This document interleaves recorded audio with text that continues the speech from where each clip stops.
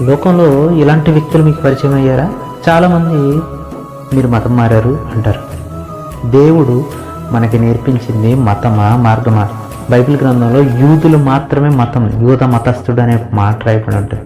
యూదులు మతం, కానీ క్రైస్తవ్యం మార్గం. యేసుక్రీస్తు వారు ప్రబోధించింది మార్గాన్ని తప్ప మతాన్ని కాదండి. యేసుక్రీస్తు వారు మార్గాన్ని ప్రబోధించారు. ఆ మార్గంలో నడవమన్నారు. నేనే మార్గం, నేనే సత్యం, నేనే జీవం అని చెప్పారు. అంటే మార్గాన్ని ప్రబోధించారు తప్ప ఆయన మత ప్రబోధకుడు కాదు. ఈనాడు సమాజం యేసుక్రీస్తు వారిని పాఠ్య పుస్తకాల్లో మత ప్రబోధకుడుగా ఈరోజు ప్రకటించింది. కానీ మత పుస్తకం అని బైబిల్కు పేరు పెడుతున్నారు, కానీ కాదు. ఆయన మార్గాన్ని చూపించడానికి, ఇంకా చెప్పాలంటే తండ్రి దగ్గరకు మనల్ని చేర్చడానికి మార్గం ఆయనే. అందుకే అంటారు, నా ద్వారా తప్ప మరెవ్వరు తండ్రి దగ్గరకు రాలేరు. అంటే ఆయన మార్గాన్ని చెప్పారా, మతాన్ని చెప్పారా? కాదు, మార్గాన్ని చెప్పారు. ఆయన మార్గాన్ని చూపించే మార్గదర్శకుడు తప్ప మత బోధకుడు కాదు.